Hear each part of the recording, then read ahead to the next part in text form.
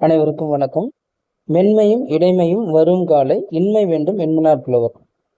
அப்பா சென்ற நூற்பால சொன்ன அதே அம்சாரிக்கு மேலும் ஒரு விதி சொல்றாரு.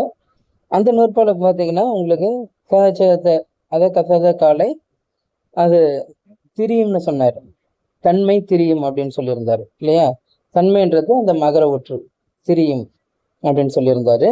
அப்ப இங்க அந்த வல்லின எழுத்துக்கள் அல்லாத மெல்லினம் இடையினம் வரும் பொழுது என்ன ஆகும் அப்படின்னு பார்த்தீங்கன்னா அந்த மகரம் கெடும், இன்மை வேண்டும் என்மனார் புலவர். அந்த மகரம் கெடும் அப்படின்றது இந்த நூற்பால சொல்லப்பட்டிருக்கு. எடுத்துக்காட்டு பார்த்தீங்கன்னா புலி கூட்டல் அம்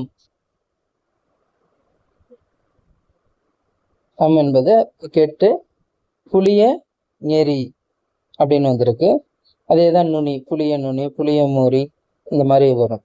அப்ப கூடுதல் செய்தி இங்க உரையாசிரியர் என்ன சொல்றாங்க அப்படின்னா, அந்த உயிர் வந்தாலும் இங்க மெல்லினம் இடையினம் மட்டும் இல்ல, புளிய விலை அப்படின்னு சொல்லி இங்க என்ன வந்திருக்கு? இகரம் வந்திருக்கு. இகரம் வந்திருக்கு. இது போல உயிர் எழுத்து வந்தாலும் இறுதி எழுத்தான அந்த மகரம் கெடும் அப்படின்றது உரையிற்கோடலால் கொல்லப்பட்டுள்ளது அப்படின்னு சொல்றாங்க.